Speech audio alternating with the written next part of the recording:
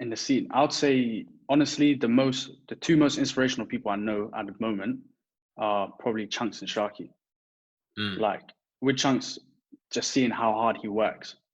Like after the soccer aid thing, because I work so closely with him, I help him with his day-to-day stuff and things like. I help him with his normal regular life in it.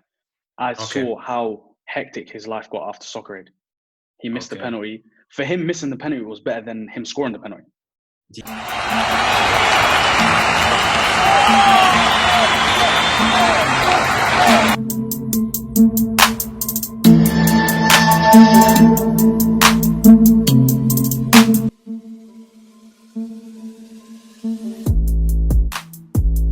FOOTY 258 here, back again. I'm your host, Jordan Antonio Brown, and today we got another episode of Supporter Section. Today we have with me someone I've known for many years, went to the same secondary school, was in the football team. I featured him a couple of times, but he was a year one. But the time you played for us, you scored like 5 goals. I think I remember one game, but the other game, I don't think I remember that game. So yeah, we're gonna probably get into that as well. Today we got with me Ilyas. How you doing, bro? Yo, how's everyone? Everyone good? Yeah, all good, man, all good. So obviously, tier 4, but for you, I don't even know if that's tier 4, really. It's not really tier 4, man. It's not really tier 4. It is, but it isn't. It is, but it isn't. Yeah. So just talk on obviously your experience. Leading up to lockdown and how that's changed for you. So the first lockdown, I remember it was like serious. I remember we wasn't letting no one in our yard. No one was going out. Kenny, who lives with us, he got the vulnerable letter in it. So imagine he locked himself in his room and he bought like a stove, a microwave, everything in it. And he didn't leave his room for like 6-7 weeks. No one saw him. So like the first lockdown was proper serious. But then after like a month, when the weather started getting better, we was in the garden, we was playing football. We got like badminton net. We was playing Monopoly all the time. Like it was fine. Living with other people during lockdown is fine. But the people who are living alone, like I couldn't imagine being like that. I feel like living alone during lockdown it must be crazy because it's just you on your ones all day. Can't speak to no one. And just social media as well must be killing people's brains during lockdown. Yeah, no, for real, man. People they go through the lockdown, but also, spending time with, holidays, Christmas and so forth. It's so hard for those type of people, and you just got to be grateful, obviously, things happen, but being grateful is the most important thing because you can have it worse than other people, especially in your situation. So obviously, exactly. For those who don't know, you live in a big house with all your friends. I live in the Bakersfield house, Yeah. So, just how's that experience like living with your friends? It made lockdown 10 times easier. For me, the only hard part was the whole first lockdown. I didn't get to see my mum or my siblings. And then I remember she would call me and ask me to get her shopping. And then when I'll go home, I would have to drop it at the front door and speak to them through the window. But for me, I feel like I'm still grateful because I got to see them. Some people's families live in like different cities, completely different parts of London. So I can't imagine how they were feeling when their parents were like, I miss you, blah, blah. They just want to see their family, you know what I mean? So I'm still grateful for it. And I always looked at it as like, this is like something you can't control at the moment. It's nothing that I did wrong to the world. So it's like, I couldn't really complain about it too much. But obviously I put myself in other people's shoes, people who had kids they couldn't see, even people at uni who couldn't even travel back from uni. I remember like all that. I couldn't imagine how those people are feeling. Yeah, 100%, man. Like I said, you just got to be grateful, man. So a lot of things to do. Have you watched a lot of football during this time? During lockdown, yeah, 100%. Yeah, 100%. That's thank God for sports came back in general. Yeah, that was a big one. I remember when we were looking at like Bundesliga to come back. Yeah, I remember that. The first game, everyone was watching Bundesliga. Yeah. I think it was Dortmund. Or something. It was like Dortmund that. game, Dortmund game. Yeah. I remember. And then Sancho done the Black Lives Matter thing. He had the George Floyd thing under his shirt. Pulled up the shirt and showed that big moment. But yeah, let's go all the way back though. How did you get interested in football and who initiated that for you? My mum, when I was like 4 or 5 years old, single mum. So she was like, she tried to get me out of the house to do things all the time, innit? So she was getting me into football teams, like different sports all the time. Like she would try to get me into karate, football, boxing, things like that. But football was the one that stuck for me from young. And then I was playing it from like 4 or 5 years old until until like I was like 16, 17. So that's, yeah, good 13 year run football. Yeah, man. No, I remember in school, used to be quite decent at football. Yeah, well, that was not bad, not bad. Yeah, you Not bad. were decent. You were a decent footballer. Not bad, not bad. Like the people, obviously growing up in Brent, there's very athletic, people you're growing up with, doing different sports, like you said. Who stuck out to you? In sports. Yeah, in sports in general. I'd say Kyle. Do you remember Kyle? Yeah. Playing basketball. He's the only person I knew that played basketball, and he was actually really good at it. That's because everyone was playing football. Remember, there was no one that played a different sport, and he was the only one that played a different sport that nobody watched. And I remember after school he would go to the sports hall. He would go to the sports hall, and then he wouldn't leave if he didn't make 500 free throws or 100 threes and things like that. And I remember we used to stay there till we used to finish school like 3ish. We'd stay there till like 6 p.m. Me, him, and Jordan. We would just watch him. We'd rebound for him and stuff like that. So he's the one that stuck out, because to have that kind of discipline at such a young age for a sport that nobody watched or played, that's what stuck out for me. Yeah, I always used to remember Kyle being the one guy.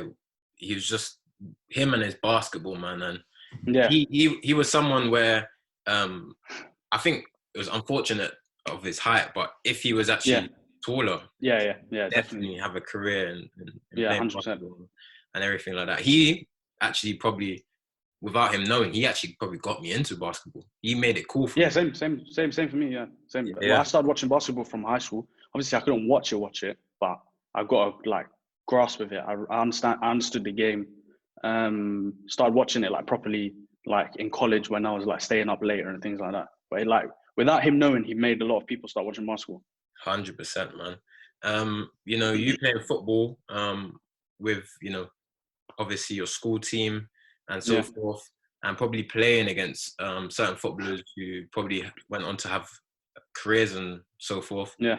Does that give you a different perspective on footballers or on sports people in general? Yeah. Sports people in general, yeah. When I was younger, I used to play football with Raheem Sterling in Pavilion, Stonebridge. And I remember he was just levels ahead of everyone. The quick feet, he was faster than everyone. And I remember me and him, we was similar height, and he was strong like a big man. Yeah. So I remember, outrageous. He always used to say it's because he's Jamaican. All the time he used to say that. He's like, it's what I eat at home. And then I used to look at him and be like, yeah, I believe you. Because everyone else there, no one else could get him off the ball. He was quick, fast. And then I remember he had to stop playing because I think he was deep into QPR. And then they were like, yeah, you need to stop kicking ball outside of for us. And then when he went to Liverpool, I remember he came back to Pavilion, and he came back in I want to say a Bentley. And then that's when I was like, oh shit, okay. Now it's serious. Because it's at that age, anyone can play for anyone. But for Liverpool to come and sign him for how much they signed him for, I can't remember how much it was. And then for him to come back to the end. Something. Yeah, I remember. It was a lot of money. And then for him to come back to the ends, but still be humble, but obviously brag a little bit, which I understand. I would have done the same thing. Everyone would do the same thing at that age. I was like, wow. That's when I understood the discipline and things like that of football. And it's hard. I used to think I was good when I was younger. And then when I play with people like you, Raheem Sterling, even Junior as well, you would see the difference in level of football. Mm-hmm. Yeah. Just touching on Raheem, humble guy.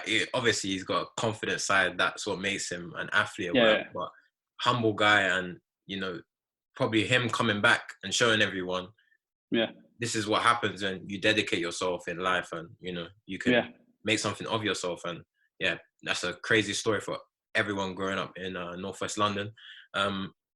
Speaking on supporting Arsenal, you're an Arsenal fan, so you went through the glory days, and now you're coming out, and it's a bit. I was too young for the glory days, man. I didn't get to properly watch the Invincibles. I remember my first proper Arsenal game was can't remember what year it was, but it was United Arsenal, and it was the day we got shagged when there was bare fouls, Fergie time, everything, and they stopped the invincible run. That was the first proper game of Arsenal I watched. And then obviously the Champions League final when we lost. Those are the two like games I remember from a kid. Other than that, it's just been going downhill. Yeah, I remember that game. Rooney scored, and I think Van Nistelrooy or something. Yeah, like I think it was Van Nistelrooy. Yeah, I think Van Nistelrooy is the one I remember. Yeah. So okay, cool. You were on the back end of the goal, but still, Arsenal were good them times. Yeah. Talk about why you fell in love with Arsenal and why that's your team. Oh, I remember. So I was watching that Man United game where we got shagged, and I remember all my uncles in that sport Man United. And I remember I used to have Man United pajamas, everything. Everyone was trying to get me into Man United. And then that one day I just wanted to be rebellious. I was like, nah, support Arsenal. And then everyone in the house was supporting Man United, and it was like me and like one of my cousins supporting Arsenal. Even though we lost, I was like, yeah, I'm gonna support Arsenal from now on. And then I just followed them. Champions League final, I was devastated. But after that, it was Arsene Wenger and the French players, like Henry. Like I like the showboating, the cockiness. I like things like the confidence, things like that. Like players like him when they know they're good. I like players when they know they're good and they show it. That's what makes me like a player. Yeah, 100%, man. That brings the entertainment side to the football. Where I think, we kind of lost that, in this day. Yeah, we've lost that a lot. Yeah, 100%. With social media and everything. Yeah. Yes, obviously you got players where they have style and whatnot, and they'll probably show you more off the pitch, but on the pitch, that kind of fight, rivalry, gamesmanship, don't get that anymore. It's kind of gone, Yeah, it's proper died out, man. It's sad, but like there's only like maybe a handful of players that show off, like guys like Neymar. It's always the South American guys like Neymar, things like that. Everyone else is like they care too much about their brand. They don't want people to not like them. Everyone wants to be liked, so it's like that's a big problem. But I understand at the same time because that's what gets you paid. That's what sets you and your family up forever, innit? Yeah, man. I think we were talking about that off air the other day about the balance, finding the balance in certain situations. Obviously, you want to be liked, and you want to have a system where you can set up yourself where sponsors they trust you to promote their stuff, and you're not letting anyone down in that regard. But you also want to show a little bit of your side to the fans, your personality and everything like that. Talk on things like that. How you think you can balance it. I feel like it's very hard to balance. I feel like it's very hard because at the same time, you've got a family to look after. Remember, you have to feed people.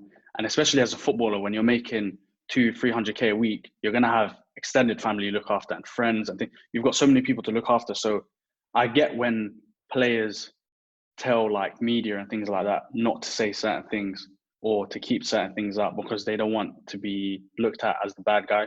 Because then brands will look at it and be like, oh, whoa, this guy did this. We can't sponsor him anymore. And then that takes away maybe a couple, like 5-10 mil out of your pocket. And that 5-10 mil could be helping you pay off a house, pay for your family, pay for your kids, things like that. So it's like, I get it, but it's very hard. Like, I feel like Ronaldo's the perfect example of the balance because he shows his personality on the pitch when he's like cocky, confident. He knows he's the best player in the world. Like he knows it. You could just tell with the way he plays and everything compared to Messi. Messi's very quiet in it, but even though Messi does show it, but Ronaldo shows it, but then off the pitch, he's a completely different person. Like you can see why he's the best at what he does. 100%, I agree, man. Obviously with Ronaldo, he's. I know you're a big CR7 fan. Big one, isn't it? Yeah, he's my guy, and he's my player in the world. But I feel like with him, obviously he's got his own brand. He's not someone where off the pitch, he's not gonna give you a crazy storyline or anything like that. But on the pitch, that's where he gives all of his storylines and whatnot. I mean, with this channel, what I'm trying to do is I'm trying to like change the narrative in the media where it's okay to kind of be yourself and it's okay to say what you feel. So there's no other option, for the media to accept it. They have to accept it when everyone's coming out and everyone's. I wish it was like American sports, like NFL and NBA, because like the way they speak in to the media and their Instagrams and their YouTube videos and stuff like that, they're just all funny. They show their personality. They say it as it is. They're like, some of them just say, I play whatever sport for money. And it's like, that, I find that funny. I'm like, all right, fair enough. You got the talent. Why not? So I wish England was like that. I remember Asua Kotta said that and he got grilled. Yeah, he was like, I play football because I've got 10 siblings to look after. I only play it for the money. And it's like, fair enough. Exactly. It's each to their own. Everyone can't be that, carbon copy of a Harry Kane, for example, Yeah, like the yeah. perfect in everyone's Like the eyes. media darling. Yeah, Yeah, media media darling. darling, role Yeah. model, everything like that.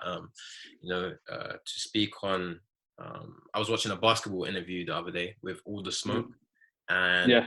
there's Rajon Rondo on there, and Yeah, I watched that as well. and And I wish footballers spoke like that.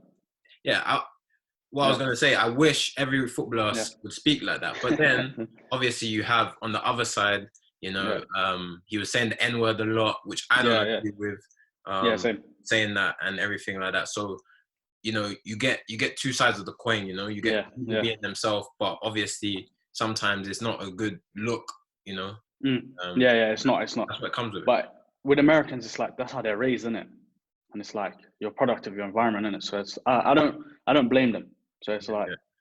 but if footballers spoke like that, football would be a completely different game. I think it'd be more enjoyable and everything like Yeah. that. But I think this country, I don't know, it's just the way it's set up. It's not really going to Yeah. happen like that. But hopefully, maybe in the future, things can get more interactive. And that's why we have Hopefully. this, for fans as well, this segment, Yeah. the footballers to interact with, supporters of football. But your first game. Do you remember your first game? Don't remember my first game. I remember my first goal.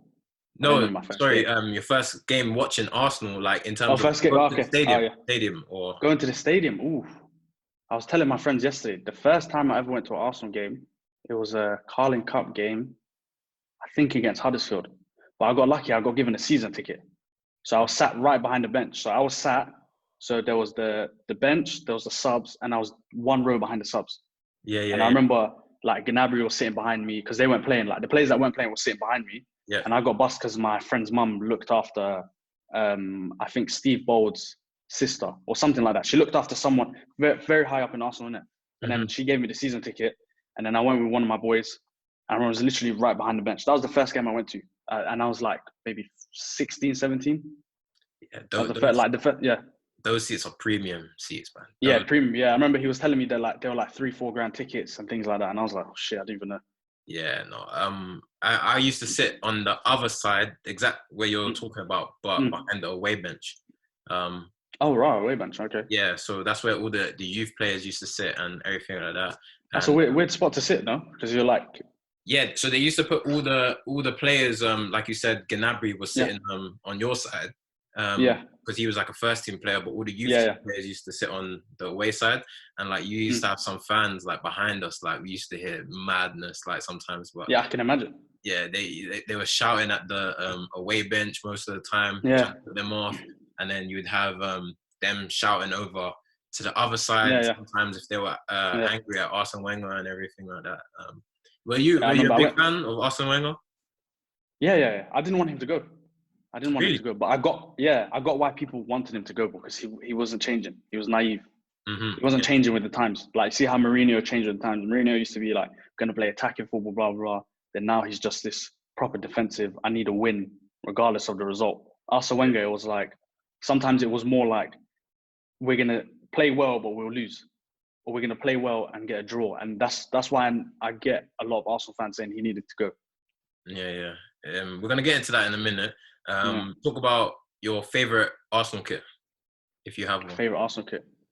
It's one of the recent ones. It was like I can't remember how to explain it. It was like light blue at the top, and then it went down to darker blue. Yeah. Proper recent kit. Yeah, proper recent kit. It was when Sanchez was playing. Yellow bit in the. Yeah, it had a little yellow bit. That's probably my favorite. That, and then the iconic Highbury burgundy one. Okay, yeah, that's the last one. That's the last ever Highbury kit. Yeah, the 02 one. That was my first kit I ever got. I remember when I was younger. But my favorite is probably that dark blue one. Yeah. And the best and worst player for your club, who you saying? Best obviously Henry, but my favorite was Fabregas. Okay. My favorite player was Fabregas. Best was Henry. The worst probably got to be, off the top of my head, probably Squillaci. Don't know how he nicked the move to Arsenal from whatever team he came from in France. But I feel like he's one of the worst, because I remember those Champions League days where it was like Squillaci, Giroud, Boué, and like Clichy at the back four, and like Almunia in goal. And I was oh, wow, what's this we're watching? And we still used to get results. Yeah, to be fair, commend Arsene Wenger for that, man. He used Yeah. to madness with that team. I think that team is worse than the team is now. Yeah, definitely 100%. It's much worse. Yeah, much Much worse. worse. And Yeah. they were getting way better results, getting top 4 and Yeah. stuff. Crazy. Yeah, exactly. You've spoken about Arsenal a bit. Obviously, there's Arsenal Fan TV and so forth. You're involved in YouTube and media and stuff, so you kind of know the ins and outs of how it works, and you're around that like 24/7. What do you make of fan channels and how it is? Obviously, you got to find the balance. So you got to be honest, credible, but you got to be ruthless at the same time and give your opinions. Plus, supporting the club. Fan channels, I feel like at the beginning there's what's the word? At the beginning they're there for the actual team, but then once they see the monetary side of it, that's when it goes a bit left. Like you see people on Arsenal Fan TV, like DT and guys like that, they're just always angry, and they know now as well that when they're always angry and when Arsenal's losing and things like that, that's gonna get the clicks. No one wants to watch Arsenal Fan TV when we win. No one's gonna watch the West Brom game yesterday, Arsenal Fan TV, when we won 4-0, because there's very, very good football. Yeah, Saka and Emerson Smith-Rowe balling out yesterday, but they know when Arsenal win, it's not going to get clicks. So it's like when Arsenal Fan TV see, oh, the clicks for a win is lower than the clicks for a loss, sometimes they're probably hoping for a loss in certain games, because then it's like, yeah, we need to come out here, swear at the manager, swear at the players, call out Bearman, blah blah blah, and then we'll get the ratings. Because I remember some games we would lose, like if we lose to like a Man United and it's like a horrible result, like players are playing awful, a lot of people will tweet, can't wait for Arsenal Fan TV tonight, can't wait for Arsenal Fan TV tonight. And I know he reads through all the tweets and he's like, yeah, can't wait to release this video tonight. Yeah. So the monetary side of it is nuts, because they make, and on top of that, I have a feeling Arsenal like it as well. I know they hate the bad side of it, but it brings them a lot of like people to come to the channel. I feel like Arsenal Fan TV has probably brought in a couple of Arsenal fans since it started, and Arsenal are probably grateful. They're probably like, yeah, good. Yeah, no. In terms of that's actually a very good point. I've never actually thought like the exposure for it. I feel like they give them very good exposure. No, they give them free promo. Free promo, yeah, everything. The channel is based on another entity, another organization. Yeah, exactly. So exactly. That's actually quite interesting to think about that. There's not really much YouTube channels or things in general that is based on something else, something else being, a particular organization, a particular club, a particular business, so that's quite interesting. Like where do you say is, do you think it is changing the game in football? Do you think players, number one, do you think that has an impact on them? Do you think it, is needed? I feel like it has an impact. From when like players like Aubameyang and Lacazette like befriend Arsenal Fan TV people, because they know if I become a friend with this guy, he will always support me regardless, innit? And that helps as well, because people like Aubameyang, I feel like he got help from Arsenal Fan TV in a way where Arsenal looked at and was like, this is like a big fan favorite. Like we have to keep him because the fans enjoy him. So I feel like Arsenal Fan TV helped in that aspect for him to stay and for him to get more money as well. He could easily use that as a bargaining chip. Like, yo, look at the fans. Like, look at my name's always tweeted, always this, always that. And they might have looked at him and be like, yeah, you're right. So I feel like some players, like some of the Arsenal players befriending the Arsenal Fan TV guys, like Lacazette and Aubameyang, it helped them a lot. Yeah, no, that's another interesting point I didn't really think about too much as well. That's something where you can use as leverage as a player. Yeah, exactly. Gain something from that as well. Obviously the fans are gonna use, or Aubameyang situation. Look, I'm friends with this footballer. I support this club, whatever, and then the player is gonna look at the fan like, oh, I'm friends with this fan. I care about the club. X, Y, Z, right?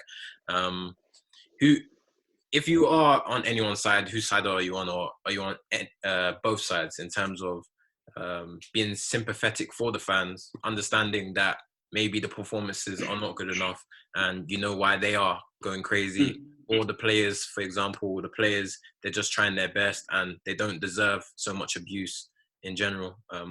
what side It's a are bit you of on? both, but I'm on the fan side. I'm on the fan side. I'm on the Yeah, fan yeah, side. I feel like players, they of course I understand they put 100% in. I'm sure a lot of players put 100% in. Some players when they don't put 100% in, you can actually see it. But yeah, yeah. I'm always on the fan side because it's hard to watch, especially when you know how much footballers are on and you know how the clubs run and things like that. And you know there's little things that you could change as a fan that would help the team massively.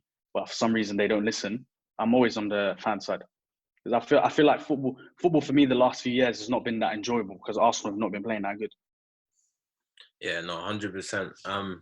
Do you how do you take the Arsenal banner from your peers, like whether that be on social media? I get involved in it. I get involved. I think it's funny.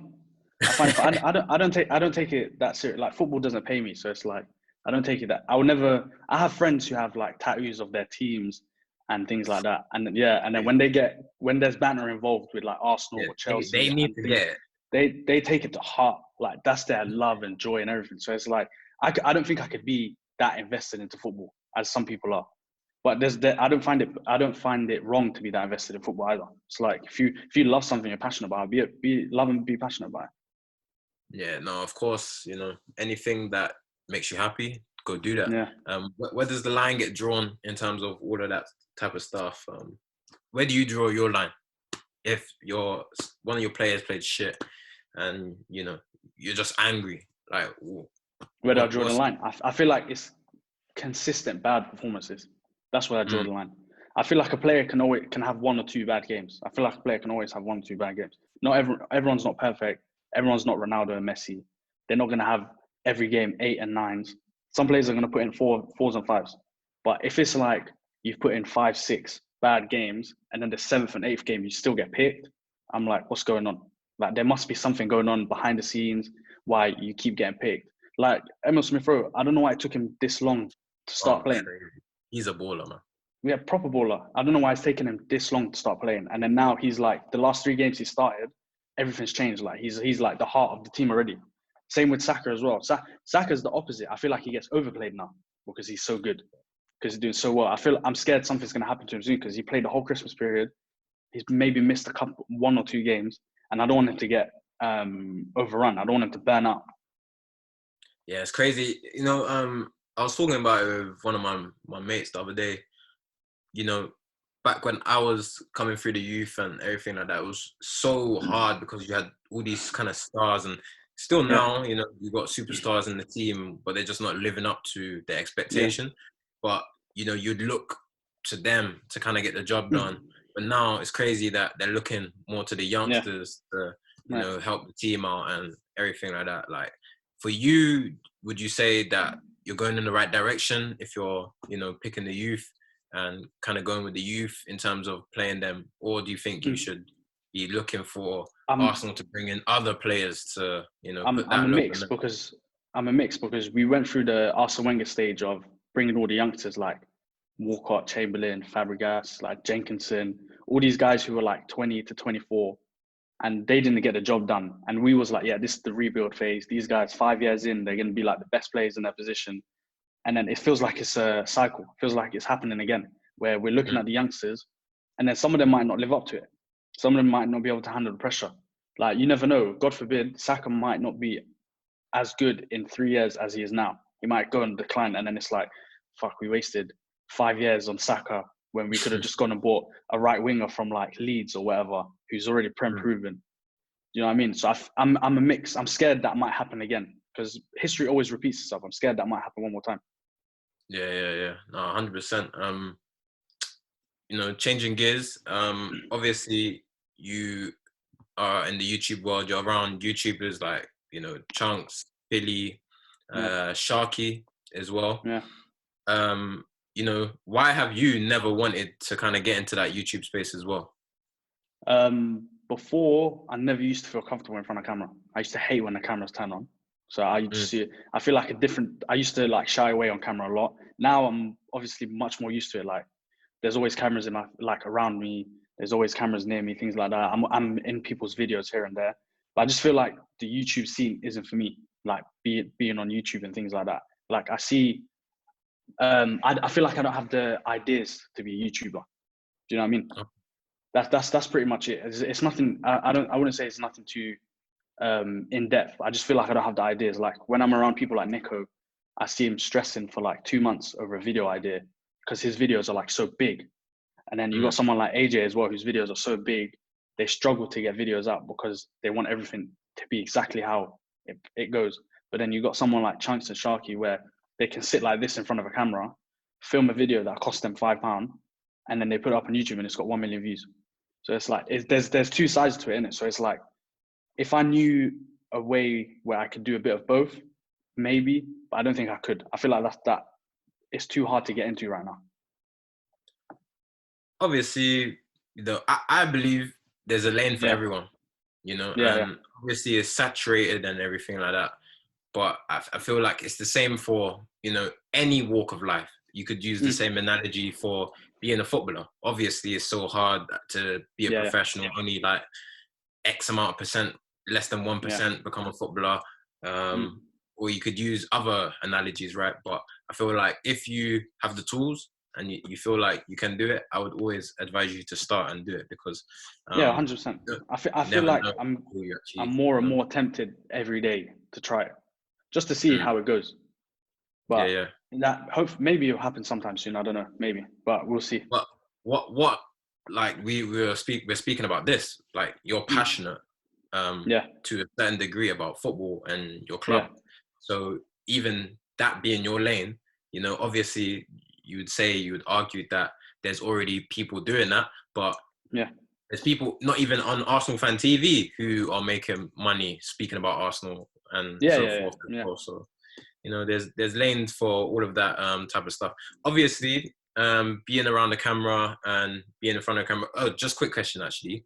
Why is it that you didn't feel comfortable being on camera? Like, what is the main reason? The way I grew up. Like when you're younger, remember like in school, if anyone said, yeah, I do YouTube, it's like, why are you doing YouTube for? That's like moist.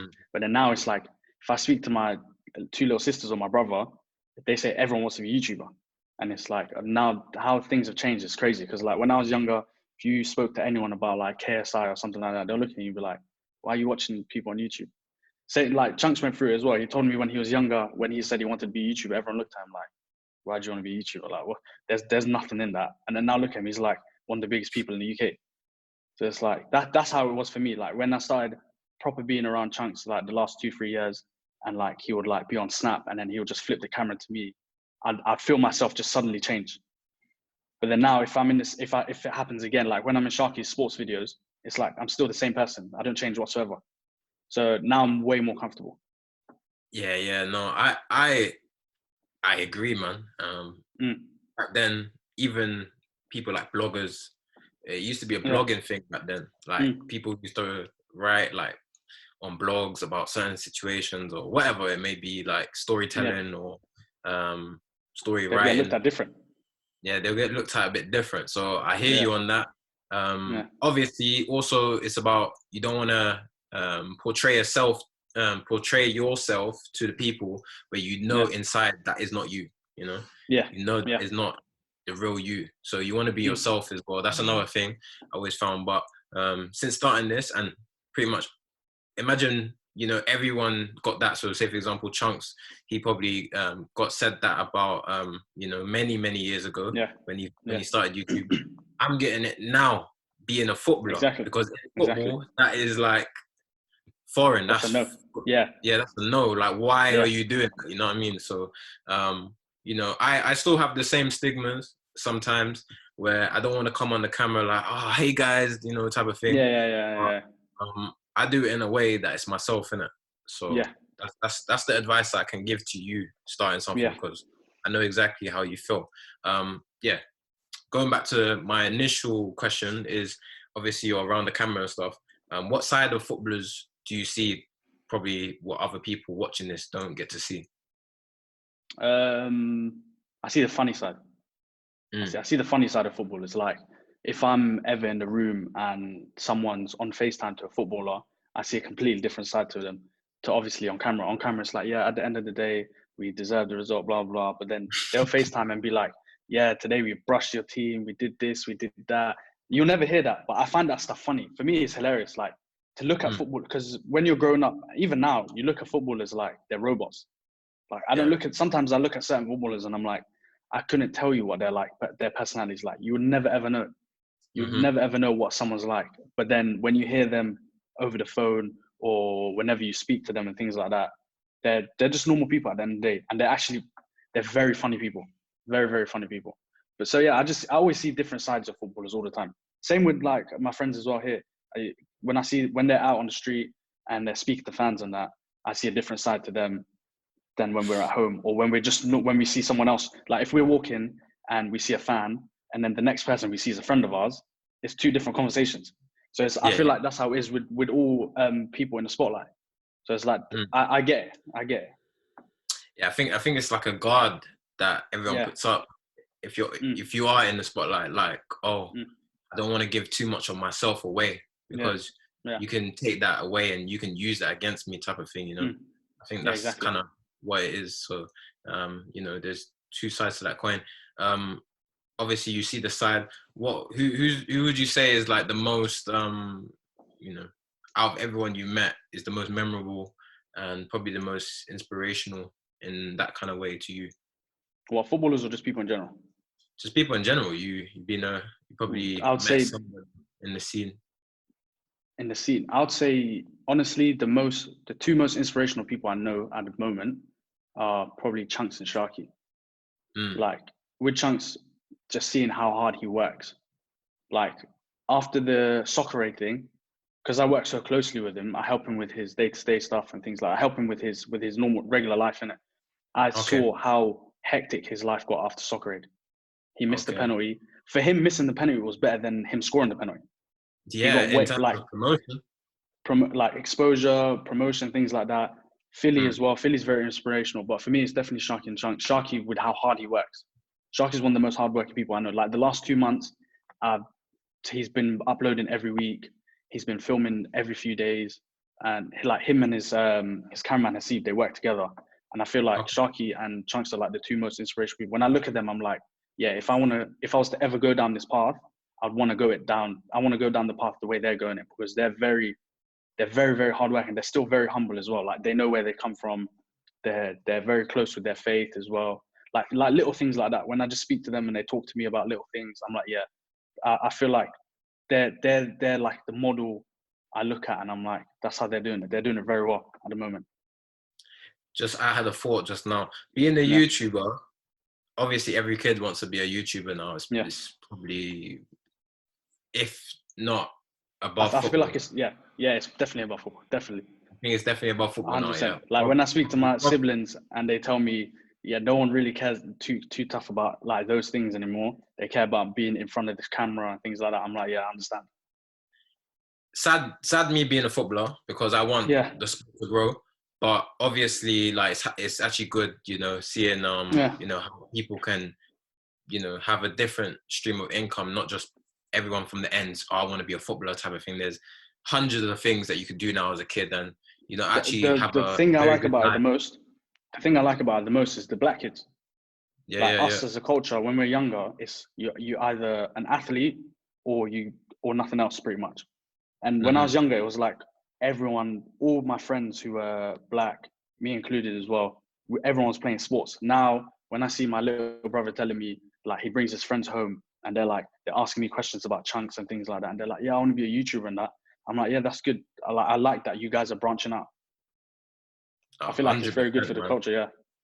No, 100%. Yeah, you know, just speaking on what we're speaking on, you were saying you know, the interactions you get being a YouTuber on the street.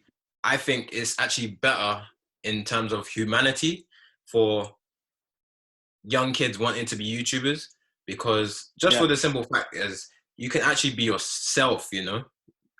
You can grow up to be who you want to be. It's not like you have to be in a certain mold or a certain like figure, like you know, the public expects something of you.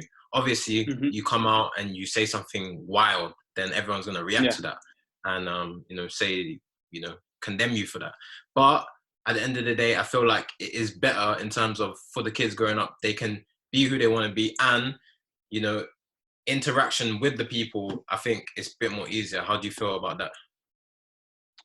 I feel like it is good because I feel like there's too much pressure on trying to become an athlete. I feel like there's way too much pressure. Even me, when I was younger, I wanted to become a footballer, obviously like everyone else. Then when I played with people who were playing at academies from a young age, and you see like there was like a massive gap between like me and you, or like me and Raheem, even like me and Junior. Even though Junior wasn't at the same level as you guys, he was still at a very good level. You could see the massive gap. So I feel like there's a lot of pressure, and I feel like a lot of people can't handle that kind of pressure. So like, for example, me, I could have just become sad and depressed after I played with one of you guys, Exactly. and then just been like, yeah, forget football forever, and then gone down, not bad route, but just said forget football forever. But then there's other people on the flip side that are like, yeah, now I need to work harder. Now I need to do this. Now I need to do that. So I feel like there is a lot of pressure becoming a footballer compared to being a YouTuber. YouTube, you just sit in front of the camera. If it does well, it does well. If it doesn't do well, it doesn't do well. There's no like end all be all. But for football, like there's an end all be all. It's like at 18, if I'm not playing for academy, which I feel like I feel like that age is still too high, because if you play against someone who's been at academy from 6 to 18, and then you've been at academy from 14 to 18, there's still a massive difference. They've been playing proper football for 12 years compared to you playing proper football for 3-4 years, isn't it? So it's like, I feel like there's a lot of pressure on becoming a footballer, like a lot. Like if my little brother came to me and was like, hey, I want to be a footballer, and he's now turning 13, I would tell him, I don't know. I'd be like, if you really want to work hard for it, I can help you. But I'll tell him from then, it's very difficult. Like I'll tell him the facts. I'm like, it's very hard to become a footballer, especially at the age where you start playing football at 13. I'd be like, yeah, it's very difficult. Agreed. And I think I did a video on my channel about something like this. So check that out. Moving on. Top 4. Who's your top 4 prediction for the season? So my top 4 prediction, I feel like Liverpool's going to win the league. I feel like in January they'll sign another centre-back. I don't think they'll sign like a massive, like a £75 million centre-back, but they'll sign a centre-back where it's Van Dijk could play with him or Joe Gomez. So it'll be Liverpool first. I feel like sneakily Tottenham will finish second. I feel like they're just having a bit of a rough patch, but I feel like Mourinho will get the best out of them again, especially if Kane and Son stay fit. I feel like United will finish third. I feel like City is going to struggle again. I feel like they're going to keep struggling. They're going to finish fourth. And I feel like, who am I missing out of the top 4? Chelsea won't be top 4, definitely. I don't think Chelsea will be top 4. I feel like they'll get rid of Frank at the end of the season. Arsenal, we're going to finish like 10th or 9th. I think but Arsenal, if I was to put... You think we're going to finish high? Yeah, just based on... There's hope in this current form, you know? Yeah. That's why.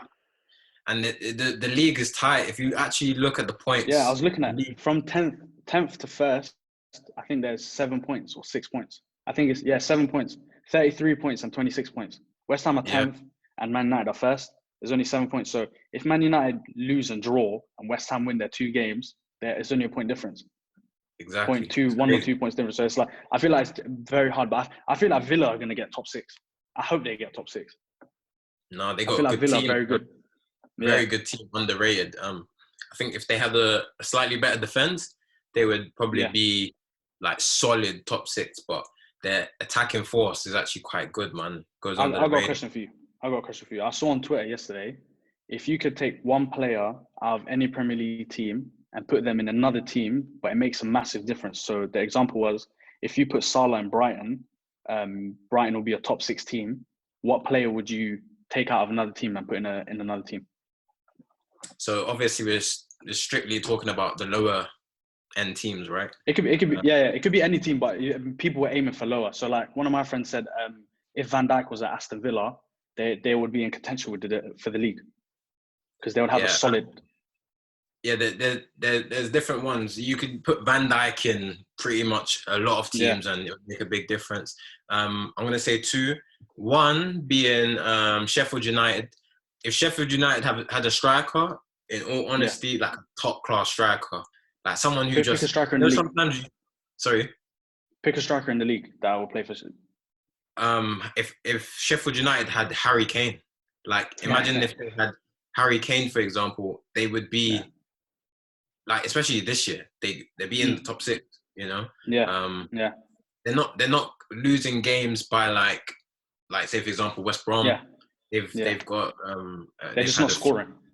Yeah, they're not scoring, and they've had a few heavy defeats recently. Yeah. One against Leeds, one against Arsenal the other day. Oh no, I meant Sheffield. Sheffield are just not scoring. So I feel like they had a Sheffield, striker. Like what you're saying, So exactly. I think based on what they did last season, I think that is one. And then another team, I would say, if they had like a top class, I think if Wolves had someone in midfield, they have a good midfield, but they don't have like a De Bruyne. They don't have a Bruno Fernandes. Like just say Bruno Fernandes, say for example, at Wolves, he's Portuguese as well, so fit in. Yeah. If you had him, because they have a decent defense as well. If you put him in and take him out of Man United, is there much different? You got Neto there. You got Jimenez when he's fit. Traore, it's a good team. No, Pedro Neto's a baller as well. I find it mad that Jota wasn't even like a fully fledged starter for Wolves, and he's gone to Liverpool and he's killing for Liverpool. But I feel like if West Ham had Harry Kane, they'd be up there. Or if another good one is Southampton, if they had Kevin De Bruyne. Because the way Southampton play, I feel like it would suit De Bruyne so much. They play like fast, fluid football, innit? So I feel like it would suit them a lot. Yeah, and they got runners. Like you need someone threading the balls, and if they had like Ward-Prowse there with De Bruyne, that would be a good look as well. That's a good question, man. How long until Arsenal challenge for a title? How long is that? When Arsene Wenger left, I said 10 years. Because I thought the transition period was going to be crazy. Because like what Arsene Wenger built, and how many years has it been since he's left? About 2, 3. About 3. It's been 3 years, isn't it? 2021 is 3. So yeah. Yeah. So I'd say 3 years. I feel like we still got like another 5, 6 years to where we're proper challenging for a title. Because I feel like it starts from the top, innit? The owners, they don't care about Arsenal. That's their cash cow. They don't care where we finish. They know every game day they're going to make 3-4 million just from tickets. They know every season they're going to make X amount from kit sales because of how big Arsenal is. You go to Asia, you go to America, you go to different countries in the world. Someone supports Arsenal and they're buying a kit from Arsenal. They're buying something to do with Arsenal. So for them, it's like, this is our cash cow. I know they're gutted that we're not making Champions League anymore like how Wenger was doing. But for them, it's still like, we finish a decent spot. We get decent European football. We'll make some peas for us. And then that money we'll put into our American teams like Denver Nuggets, LA Rams. I think he's got a hockey team as well that's doing pretty good. He's got like a Canadian football team, I think. Like all these little things. Walmart, I think. Yeah, he's got all these little... Why got Walmart apparently or something like that? Look, see, that's just too much money to have. And he's like, I'm not putting no peas into Arsenal. Even though we bought Pepe for 70 mil, that was like a loan 70 mil. Like we took 40 from the bank, did this from blah, blah, blah. You know what I mean? So it's like, there's so many little things from the board where it's messing up the whole team. And then we got a lot of deadwood as well, like the politics with Ozil as well. He's making like 300 grand a week and him not playing for us, that's like a big loss because we need a player like him. But obviously I get the politics, the business side of it to do with Asia and everything, fair enough. But like things like that, even Willian getting his big check, like little things like that is what holds Arsenal back. You would never see a Man United go and take Man City's 10-year player who's like 32 and then say, here's a 250 grand a week contract. You're barely going to play for us, or when you play for us, you're going to put in a 5 out of 10 just because he doesn't want to move out of the city. Pardon?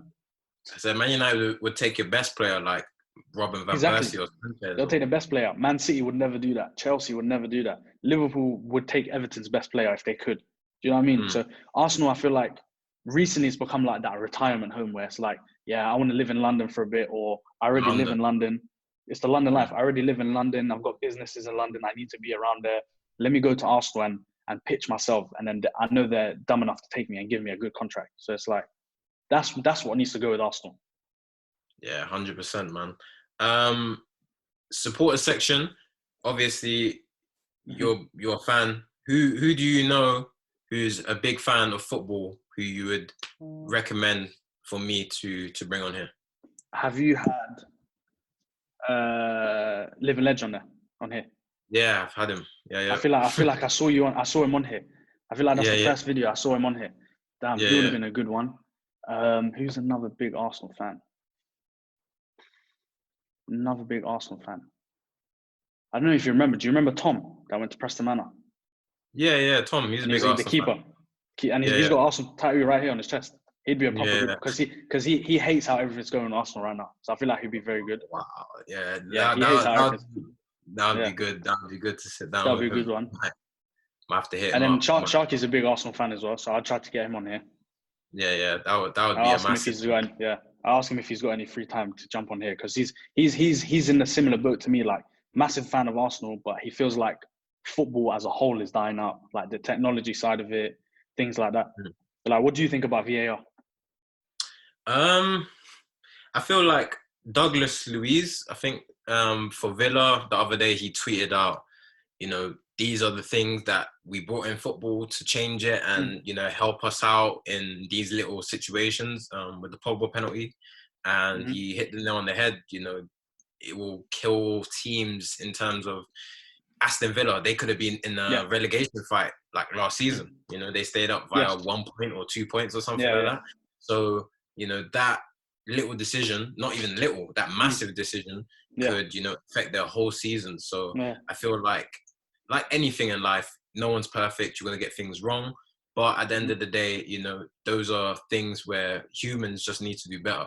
Like you got a machine that is providing you replay action, get decisions right on more of a frequent basis or bigger decisions right, and you're getting them wrong. So like what is the reason? Like, is it incompetence as a referee? Do we need better referees? Maybe we do, maybe we don't. I don't know. Yeah. Is it the technology? I don't think so. I feel like in terms of the technology, only once so far the goal line technology hasn't worked, and that was just like Villa last year. Yeah, I feel like that was the point that helped them stay up. By the way, I feel like they got a draw from that game, and I think that was that point that helped them stay up when they should have got the win. But I think Sheffield United should have got the win. I think they were playing. It was something like that, and I remember they wanted to replay the game because of that happened, and then FA was like, "That's not going to happen." Yeah, but I think that decision was only wrong because how it works is the cameras in line with the post, and there were so many bodies in the way in front of the ball that the ball wasn't seen on the camera. But I mean, like that works. So in terms of VAR, in terms of other technology used in other sports, more time than not it works. It's just the people going over it, humans, are wrong. Do you know? I think it is. Have you seen it when it's used in the other countries like France, Spain, Italy? Have you seen how they use it there? They don't listen to the guy above. The guy will just say to them, "Go look at the screen," and then they'll run over and make the decision themselves. And also, they don't do the slow-mo thing. So they don't slow it down. They watch it in real time where you get a better gauge. On slow-mo, I think majority of things of football would be a foul if it's a slow-mo because there's so much contact that happens in sports. A lot of things will be fouls. So they do this thing where they do it in real time and they go to the screen straight away. I think in England, they care more about listening to the guy above than their own decision. I feel like they doubt themselves a lot. So, I feel like they don't want to go against someone that's on their own team. Like they don't want to go against another referee. Because they're all friends at the end of the day, innit? They have their own little union. So imagine they go over and the guy above's like, "Yeah, that's a penalty," and then he's like, "I don't think it's a penalty." That could cause some friction between them and things like that. So it's like I feel like there's a lot of like little variables. I feel like they should just leave it as a screen on the side. The guy above just says, "Yo, go have a look." It's up to you what you think. If he thinks it's a penalty, it's a penalty. If he doesn't think it's a penalty, it's not a penalty. You just gave me a great video idea, but just last thing that I'm going to touch on that situation. I feel like referees, like footballers, don't know if they're more scrutinized or not. It's quite similar.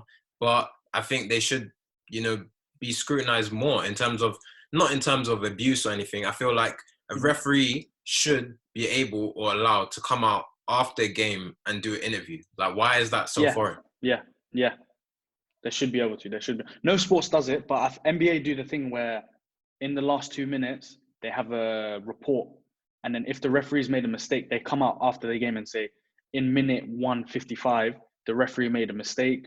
We're going to teach them on how not to make that mistake in the future. And then they take all responsibility straight away. Even though it's annoying, it's like, thank you very much. You understood you're wrong. Let's move on from here, and then it's done. In football, They don't do that. In other sports, they don't do that, which is annoying because I know a lot of footballers are like, that was a penalty, I got dragged down, or this was a handball, that shouldn't have been a handball. They should come out after and be like, hey, there was a handball in the 60th minute, shouldn't have been a handball. We're going to teach our refs to understand the handball rule better.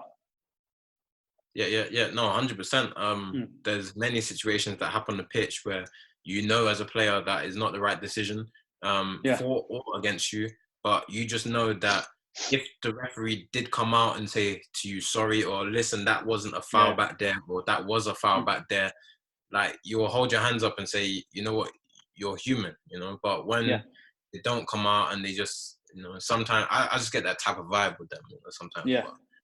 But, I feel like a lot of refs think they're bigger than the players nowadays. Yeah, I kind of get the vibe as well, but who knows, you know, maybe next time we'll get a referee on here and he can talk about himself. You should try to get a referee on here, Yeah. All right. Thanks, Ilyas, for coming on. Much appreciated, man. Bro. Chopping up, talking about Arsenal and football and some of your experiences. Social medias over there. Follow him on Instagram. And I believe you're on Twitter. Are you on Twitter? Yeah, Twitter. Same as everything. Yeah, on Twitter as well. So follow him on Twitter there as well. And thanks for coming on, bro. Yeah. Support section. All right, man. Appreciate it. Make sure everyone subscribe as well. You need everyone to like, subscribe. Yeah. And that's obviously, I always forget that. Always stuff, forget. But always important. Yeah. Subscribe down below. Yeah. Peace. Peace. For more content like this, like, share, and subscribe.